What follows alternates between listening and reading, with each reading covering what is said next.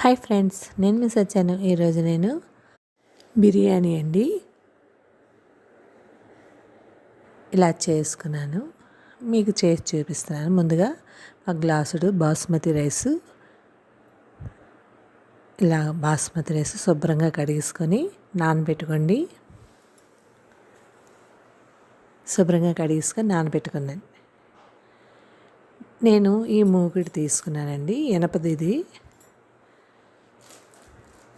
దీంట్లో నెయ్యి, నూనె, జీలకర్ర వేసుకున్నాను. అందులోనే మనకి పలావ్ తాలూకా యాలక్కాయ, దాల్చిన చెక్క, లవంగాలు 2, బిర్యానీ పువ్వు వేసుకొని పలావ్ ఆకు వేసుకున్నాను. అందులోనే మనం ఇది ఏంటంటే సోంపు కూడా వేసుకోండి.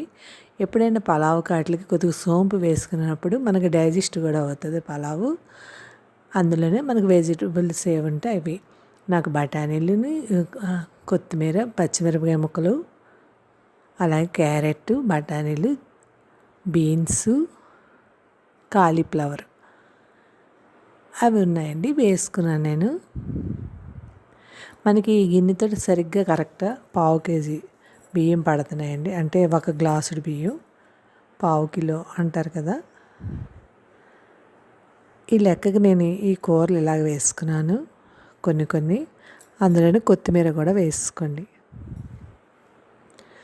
దీంట్లోనే కొద్దిగా టేస్ట్కి తగ్గ కారం, ఉప్పు, గరం మసాలా కొద్దిగా వేసుకోండి, ఎక్కువ కాదు.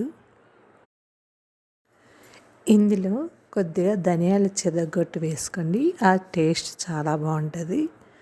మీరు చూడండి, ట్రై చేయండి. చెదగొట్టు వేసుకున్న వాళ్ళు అందులోనే బాగా కలిపేసుకోండి. ఇది బాగా కలుపుకొని మూత పెట్టుకోండి. ఇది సాఫ్రాన్ పాలల్లో నానబెట్టుకోండి, వేడి పాలల్లో. ఇవి ఒకసారి మగ్గేయటం, ఒకసారి కలుపుకోండి.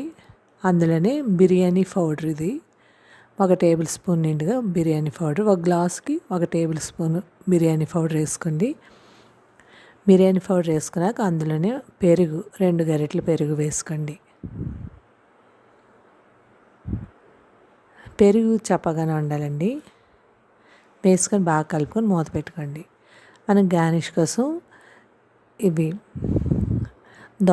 కీర దోసకాయని ఉప్పు, కారం, అందులోనే కొద్దిగా పంచదార వేసుకొని ఇలా కలుపుకోండి. వేసుకొని పక్కన పెట్టుకోండి. ఈ లోపల అవి మగ్గే కదా, అందులోనే అవి వేగిన దాంట్లో ఈ బియ్యం వేసుకోండి, నానిన బియ్యం వేసుకొని ఒకసారి కలిపేసుకోండి. కలుపుకొని ఒక గ్లాసుకి 1 గ్లాసు నీళ్లు వేసుకున్నానండి. 1 గ్లాసుడు బియ్యానికి నానే కాబట్టి మనకి గ్లాసుడు బియ్యానికి గ్లాసుడు నీళ్ళు సరిపోతాయి, ఎక్కువ అక్కర్లేదు. ఇలా కలుపుకొని అంతా కలిపేసుకొని మూత పెట్టుకోండి. ఇలాగా మూత పెట్టుకున్నాక దగ్గరగా వస్తుంది కదా కొద్దిగా, అప్పుడు మనకి ఉల్లిపాయలు మనం ఇలాగ కోరేసి ఎండలో పెట్టేసుకొని ఫ్రిడ్జ్లో పెట్టుకున్నాం అనుకోండి, అప్పటికప్పుడు ఒక్కసారి 1 చుక్క నూనె వేసుకొని ఇలాగ వేయించేసుకోవచ్చు. ఉల్లిపాయ పొట్టు, మీరు ఇలా ఉల్లిపాయ పొట్టుని ఇలాగ వేసుకొని వేయించేసుకొని దాని మీద పచ్చిమిరపకాయలు ఎందుకు పెట్టానంటే అది తినొచ్చండి, మనం పలావుతో పాటు తినొచ్చు.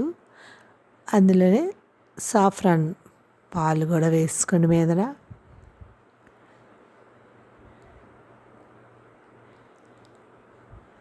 ఇది మేము ఎలా చేసుకుంటానో చూపించానండి.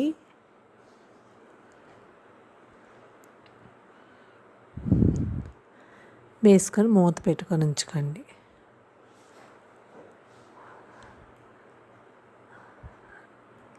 అలా మూత పెట్టుకొని ఒక్కసారి చూడండి, ఉడికితే అంటే అన్నం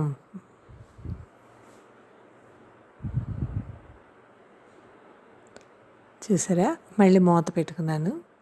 అంటే 1 చుక్క నీళ్ళు ఉన్నాయని మూత పెట్టుకున్నాను. సిమ్లో పెట్టుకొని ఉంచుకోండి. అలా వేసుకొని అల్లం వెల్లుల్లి ముద్దండి, ఇది పైన వేసుకోండి. మీకు కావాలంటే తాలింపులో వేసుకోవచ్చు, ముందే వేసుకోవచ్చు. అల్లం వెల్లుల్లి ముద్ద పైన నిమ్మరసం ఇలా వేసుకోండి, టేస్ట్ చాలా బాగుంటుంది. మీరు ట్రై చేయండి. వేసుకొని మళ్ళీ మూత పెట్టుకోండి. మూత పెట్టుకున్నాక తీసుకొని ఒకసారి మొత్తం అంతా కలుపుకొని ఒకసారి మొత్తం అంతా కలపండి. కలిపి మళ్ళీ ఒకసారి మూత పెట్టండి. మూత పెట్టిన వల్ల ఆపేసి ఒకసారి మూత పెట్టిన వల్ల ఆ వేడికి ఉమ్మగలుగుతుంది. పలావ్ ఎప్పుడు తీసుకోకూడదు, వెంటనే 1 నిమిషం ఉంచాలండి. ఒక 5 నిమిషాలు అలా ఉంచి మూత పెట్టి ఉంచితే టేస్ట్ బాగుంటుంది. ఎప్పుడుని